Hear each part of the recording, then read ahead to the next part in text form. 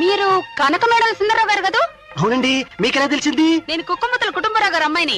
అలాగా. మీరు నన్ను పెళ్లి చూపులు చూసి వెళ్ళిన 14వ పెళ్లి కొడుకు.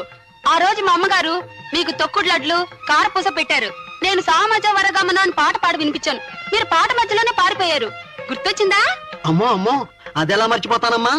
మీరు పాడుతూ ఉంటే మా ఒంట్లో భూకంపం వచ్చినట్టు అయింది. మా ఊరు వెళ్ళగానే మా ఇంటిలో పాతి డాక్టర్కి చూపించుకున్నాం. చెవిలో విషప్రయోగం జరిగిందని చెప్పాడు ఆయన. ఇప్పుడు ఆ పాట బాగా నేర్చుకున్నాను, వింటారా?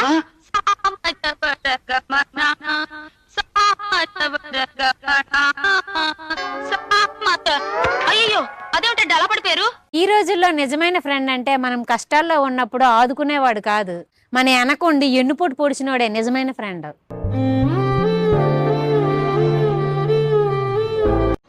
నెల రోజుల నుంచి రోజు గంట సేపు ఫోన్లోని జిమ్ వీడియోలు చూస్తాను.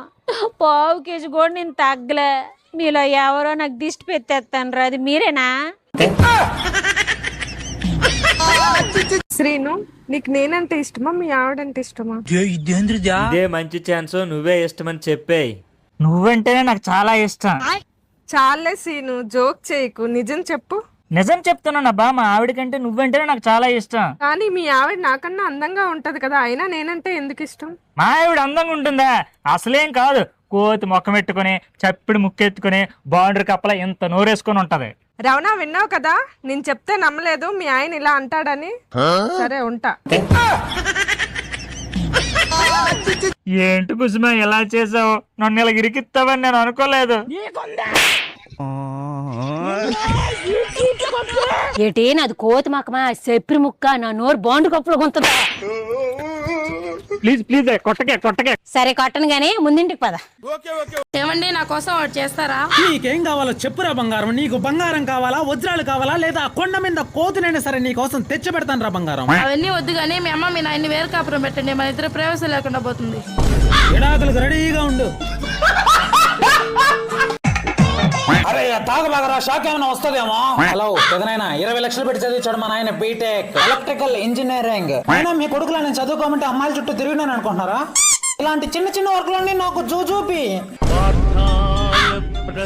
20 లక్షలు బొక్క. ఓ అత్తమ్మ వచ్చున్నారా? అత్తగారు చికెన్ వేసుకోండి, మామగారు మటన్ వేసుకోండి, గుడ్లు ఇంకా వేసుకోలేదా? ఏమేసరి మీ అమ్మ నాయనకు రెండు గుడ్లు తెచ్చి. నీకేమన్నా పిచ్చా? ఇంట్లో ఎవరు లేరు కదా, అత్తమ్మ అంటున్నావు. మరి ఇంట్లో ఎవరు లేరని తెలుసుగా. ఫ్యాన్లు లైట్లు టీవీలు పోతున్నాయి, కరెంటు బిల్లు ఏమన్నా మీ అమ్మ నాయన వచ్చి కడతారా? కానీ అత్తమ్మ మీద జోక్ చేయకుండా ఉండాల్సింది.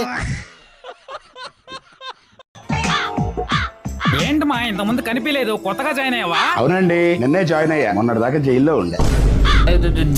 జైలుకి ఎందుకు వెళ్ళావు? పోయినసారి ఇలాగే కటింగ్ చేస్తుంటే కస్టమర్ నచ్చలేదన్నాడు, మర్డర్ చేసి.